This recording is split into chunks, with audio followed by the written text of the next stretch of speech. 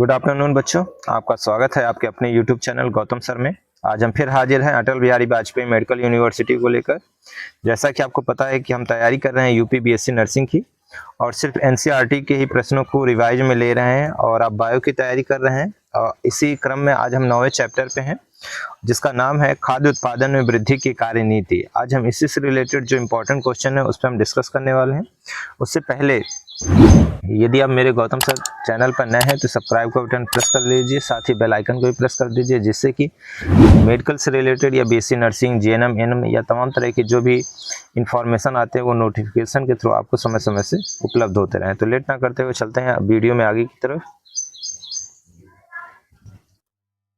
तो आप देख सकते हैं आपके सामने पहला प्रश्न आ चुका है, और पहला प्रश्न है अंतः प्रजनन अवसाद है। अब आपके पास चार ऑप्शन है। पहला दिया है निकट अंतः प्रजनन के कारण गतिशीलता एवं प्रतिरक्षा में कमी। दूसरा दिया है श्रेष्ठ नर एवं निम्न मादा के संगम के कारण उत्पादकता में कमी। सी नंबर दिया निरंतर निकट अंतः प्रजनन के कारण संतति के शारीरिक द्रव्यमान में कमी।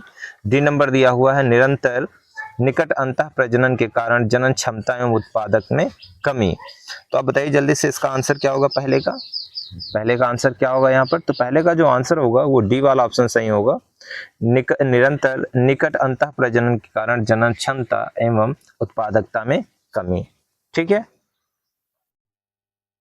अब आपके सामने दूसरा प्रश्न है। दूसरा प्रश्न देखिए, किस विधि द्वारा बीकानेर एब्ज एवं मैरिनो रेम्स से भेड़ की नई नस्ल हिसारडेल तैयार की गई है? संकरण के द्वारा, अंतः प्रजनन के द्वारा, बहिप्रजनन के द्वारा, या डी नंबर उत्परिवर्तन प्रजनन के द्वारा। तो आपके पास चार ऑप्शन है, चारों में से बताइए कौन सा ऑप्शन सही होगा यहाँ पे। तो यहाँ पर जो ऑप्शन है ए वाला सही होगा, संकरण जिसे कहा जाता है, जिसे इंग्लिश में हाइब्रिड डाइजेशन कहा जाता है। ठीक है, और तीसरा देखिए गोल्डन चावल जिसे सुनहरा चावल कहा जाता है, गोल्डन चावल के विषय में से कौन सा कथन सही है? यह डैफोडिल के जीन वाला विटामिन ए प्रचुरित है। दूसरा दिया यह बैसिलस थ्यूरिजिएंसिस के जीन वाला पीड़क प्रतिरोधी है। तीसरा दिया हुआ एग्रोबैक्टीरियम वेक्टर का उपयोग कर विकसित किया गया है और यह शुष्कता सहनशील है। और डी नंबर में दिया है चावल की एक आद किस्म की जीन निवेशन के कारण इसके दाने पीले हैं। तो तीसरे का आंसर बताइए क्या होगा यहाँ पे। तो तीसरे का आंसर यहाँ ए वाला ही सही है, क्योंकि इसमें विटामिन ए प्रचुर मात्रा में पाया जाता है। ठीक है, इसके बाद आ जाइए चौथे पे। यह गोलाब सलभ कृमि में बैसिलस थ्यूरिजिएंसिस के कारण बीटी आविश को सक्रिय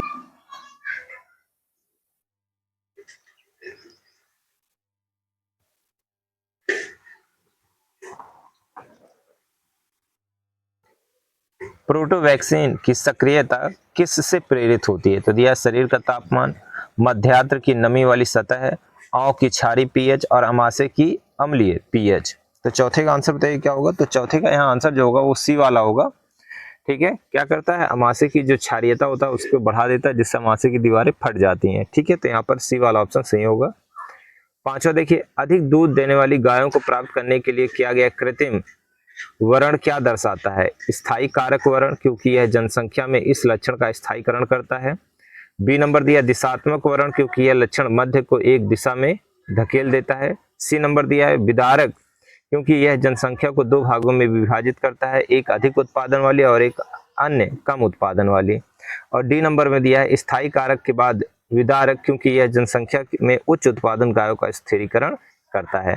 तो बताइए जल्दी से पांचवें का आंसर क्या होगा। तो पांचवें का यहाँ बी वाला ऑप्शन सही होगा, दिशात्मक वर्ण, क्योंकि यह लक्षण माध्य को एक दिशा में धकेल देता है। छठा देखिए, गौवंश में समयुग्मजीय शुद्ध वंशाक्रम प्राप्त किया जा सकता है। अब दिया है ए नंबर में एक ही नस्ल के असंबद्ध जंतुओं के संगम से, फिर बी नंबर दिया भिन्न भिन्न नस्लों के जंतुओं के संगम से, सी नंबर दिया विभिन्न प्रजातियों के जंतुओं के संगम से, एक ही नस्ल के संबद्ध जंतुओं के संगम से। तो छठे का आंसर बताइए क्या होगा। तो छठे का यहाँ डी वाला ही सही है, एक ही नस्ल के संबद्ध जंतुओं के संगम से। ठीक है, अब सातवां देखिए, बीटी कपास में पादप उतक के जो आविश के रूप में उपस्थित बीटी आविश एक क्रियाशील आविश के रूप में किस कारण बदलता है? तो कीट की आहार नाल के क्षारीय पीएच के कारण, कीट की आहार नाल के अम्लीय पीएच के कारण, सी नंबर में दिया आहार नाल के सूक्ष्म जीवों की क्रिया से, और डी नंबर दिया कीट के आहार नाल में रूपांतरण गुण को की उपस्थिति के कारण। तो जल्दी से बताइए इसका आंसर क्या होगा आपका। तो सातवें का आंसर जल्दी से आप बताइए। तो सातवें का यहाँ ए वाला ही ऑप्शन सही होगा, कीट की आहार नाल के क्षारीय पीएच के कारण। आठवां देखिए, भारत सरकार का कौन सा निकाय जन सेवा के लिए जीएम का फुल फॉर्म क्या होता है, जेनेटिकल मॉडिफाइड होता है, शोध और जीएम जीवों के प्रवर्तन से सुरक्षा को नियंत्रित करता है। अब यहाँ दिया है जैव सुरक्षा समिति है, दूसरा है भारतीय कृषि अनुसंधान परिषद है, फिर सी नंबर में दिया अनुवांशिक इंजीनियरिंग स्वीकृत समिति है, और अनुवांशिक परिचालन की शोध समिति है। तो आठवें का आंसर बताइए, ये कई बार पूछ चुका है। तो आठवें का आंसर क्या होगा यहाँ पे। तो आठवें का सी वाला ऑप्शन यहाँ पर सही होगा, अनुवांशिक इंजीनियरिंग स्वीकृति समिति। इसको देखिए नौवां, वह कौन सा शैवाल है जिसमें मानव के लिए खाद्य के रूप में नियोजित किया जाता है, यूलोथ्रिक्स है, क्लोरेला है, स्पायरोगायरा है, और पॉलीसाइफोनिया है। तो नौवें का आंसर बताइए क्या होगा। तो नौवें का यहाँ बी वाला ऑप्शन सही होगा, क्लोरेला है। ठीक है, क्लोरेला है। दसवां देखिए, सूक्ष्म प्रवर्धन की एक तकनीक है, कायिक संकरण है, कायिक भ्रूण जनन है, जीवद्रव्य संलयन है, और भ्रूण उद्वार है। तो बताइए 10वें का आंसर क्या होगा। तो 10वें का यहाँ आंसर जो होगा वो होगा बी वाला ऑप्शन होगा, कायिक भ्रूण जनन। ठीक है।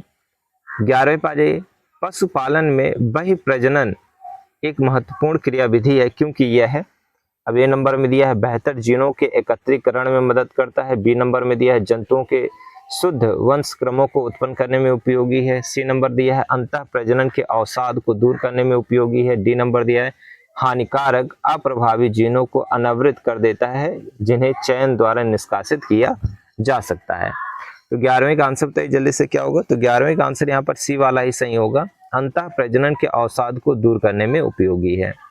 12वां देखिए, मृदा संरचना और उर्वरकता में सुधार लाने के लिए फसलों को फलीदार पादपों या घास चारागाह के साथ बदल कर लगाने को क्या कहा जाता है, समोच्च रेखी खेती, पट्टीदार कृषि, स्थानांतरित कृषि, या ले खेती कहते हैं। तो जल्दी से बताइए 12वें का आंसर क्या होगा। तो 12वें का यहाँ डी वाला ही आंसर सही होगा, ले खेती। ठीक है, तो 12वें का डी वाला ऑप्शन सही है, ले खेती। तो आपको डिस्क्रिप्शन बॉक्स में यानी कि सॉरी कमेंट बॉक्स में बताना है कि ले खेती किसे कहते हैं। ठीक है, ले खेती की परिभाषा बतानी है आपको। 13वां देखिए, बीटी कपास किसके प्रति प्रतिरोधी है, कीट, शाकनाश, लवण प्रतिरोधी, सूखे के प्रति। तो 13वें का आंसर जल्दी से बताइए क्या होगा। तो 13वें का आंसर यहाँ पर ए वाला सही होगा, कीट। ठीक है, तो आपको पता है कि जो बीटी होता है वो बैसिलस थ्यूरिजिएंसिस नामक बैक्टीरिया से प्राप्त क्राइजीन को क्या किया जाता है, पौधों में स्थानांतरित कर दिया जाता है। और जब कोई कीट इस पौधे को खाता है तो वो जो क्राइजीन होता है वो उनके अमाशय में पहुँच कर क्या करता है, अमाशय की जो पीएच होता है उसको बढ़ा देता है, जिससे कि कीट की आंतें फट जाती हैं और कीट मर जाता है। और कीटों के मरने से क्या होता है, उस फसल की जो है सुरक्षा हो जाती है और फसलों की पैदावार बढ़ जाती है। तो यहाँ पर 13वें का ए वाला ऑप्शन सही होगा, कीट। 14वां नंबर देखिए, संवर्धन में प्रयुक्त पादप ऊतक के टुकड़े कहलाते हैं, एक्सप्लांट, डोमाक्लोन कहलाते हैं, एनोक्यूलेंट कहलाते हैं, या क्लोन कहलाते हैं। तो 14वें का आंसर बताइए क्या होगा यहाँ पे। तो 14वें का आंसर यहाँ पर ए वाला ही सही है, एक्सप्लांट उसे कहा जाता है।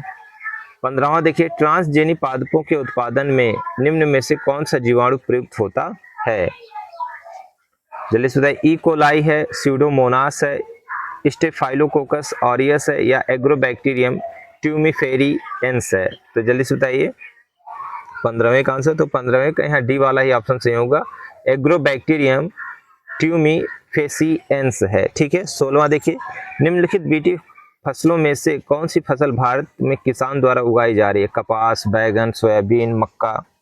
तो 16वें का आंसर बताइए। तो बार बार नाम एक आ रहा है अभी, कपास कपास, बीटी कपास, बीटी कपास। तो यहाँ ए वाला ही ऑप्शन क्या हो जाएगा, सही हो जाएगा, बीटी कपास। 17वां देखिए, टरस रेशम कीट, टसर शब्द है, टसर रेशम कीट है, एंथेरिया माइलिटा है, एंथेरिया आसमा है, बॉम्बेक्स मोरी है, या फ्लोसामिया रिसिनी है। ठीक है। तो टसर रेशम कीट का जो आपको जंतु वैज्ञानिक नाम बताना है, तो 17वें का आंसर बताइए जल्दी से। तो ए वाला ऑप्शन सही होगा, एंथेरिया माइलिटा है।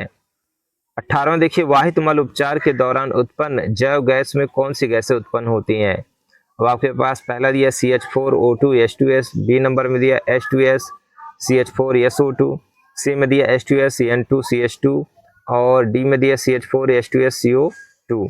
तो 18वें का आंसर बताइए क्या होगा। तो 18वें से यहाँ पर डी वाला ऑप्शन ही सही होगा, मेथेन और हाइड्रोजन सल्फाइड और कार्बन डाइऑक्साइड, ये डी वाला ऑप्शन सही होगा। 19वां देखिए, पादप प्रजनन प्रोग्रामों में किसी फसल के सभी जीनों के विविध एलीलों के सकल संग्रहण को कहते हैं श्रेष्ठ पुनर्योगज का चयन, चयनित जनकों के बीज पर संकरण, जनकों का मूल्यांकन एवं चयन, जनन द्रव्य संग्रहण। तो बताइए 19वें का आंसर क्या होगा यहाँ पे। तो 19वें का डी वाला ऑप्शन सही होगा, जर्म प्लाज संग्रहण जिसे कहा जाता है या जनन द्रव्य संग्रहण कहा जाता है। तो 19वें का डी वाला ऑप्शन सही होगा यहाँ पे। 20वें देखिए, भारतवर्ष की प्रमुख धान्य फसल है, भारतवर्ष की प्रमुख धान्य फसल है, चावल है, गेहूं है, मक्का है, जौ है। तो 20वें का आंसर बताइए, तो क्या है, गेहूं है। तो भारतवर्ष में किसकी सबसे अधिक जातियां हैं, सॉरी भारत धान्य फसल है कौन सी, तो ए वाला है, चावल है, ठीक है, सॉरी 20वें का ए वाला सही है, चावल। 21वें भाई, भारतवर्ष में किसकी सबसे अधिक जातियां हैं, गेहूं की, मक्का की, आलू की, चावल की। तो 21वें का यहाँ डी वाला ऑप्शन सही होगा, किसकी सबसे अधिक जो है जातियां हैं, तो वह है चावल की, ठीक है, जिसे धान कहते हैं। 22वां देखिए, भारतवर्ष में हरित क्रांति किस दौरान हुई, भारत में हरित क्रांति किस दौरान हुई। तो 22वें का आंसर आपको बताना है जल्दी से। तो 22वें का बी वाला ऑप्शन सही होगा, 1970 के दशक में। अब 23वां देखिए, निम्नलिखित में से कौन सा एक जैव उर्वरक नहीं है, राइजोबियम, नास्टाक, कवकमूल, एग्रोबैक्टीरियम। तो 23वें का आंसर जल्दी से बताइए। तो 23वें का आंसर यहाँ पर क्या है, एग्रोबैक्टीरियम जो है वो क्या है, एक जैव उर्वरक नहीं है, बाकी तीनों है। 24वां देखिए, निम्नलिखित में से किसकी विशेष जाति द्वारा एथेनॉल का व्यापारिक उत्पादन किया जाता है, क्लास्ट्रीडियम के द्वारा, ट्राइकोडर्मा के द्वारा, एस्पॉर्जिलस के द्वारा, सेक्रोमाइसीज के द्वारा। तो 24वें का आंसर बताइए क्या होगा यहाँ पर। तो 24वें का आंसर जो होगा यहाँ डी वाला ऑप्शन सही होगा, सेक्रोमाइसीज होगा। 25वां देखिए, यह निम्नलिखित में से कौन सा एक सूक्ष्म जीव तथा उसके व्यावसायिक उत्पादन का सही मेल नहीं है। तो ईस्ट दिया है, स्टेटिन्स दिया है, एसिटोबैक्टर एसिटी, एसिटिक एसिड है, क्लास्ट्रीडियम लैक्टिक एसिड है, स्पॉर्जिलस नाइगर है, सिट्रिक एसिड है। तो दिया है मेल नहीं खाता है। तो 25वें का आंसर बताइए। तो 25वें का सी वाला जो है वो मेल नहीं खा रहा है, क्लास्ट्रीडियम से लैक्टिक एसिड, ये मेल नहीं खा रहा है, तो यहाँ सी वाला ऑप्शन सही होगा। 26वें पे आ जाइए, भारत में हरित क्रांति के लिए विकसित की गई जया और रत्ना किसमें है, चावल की, गेहूं की, बाजरे की, मक्के की।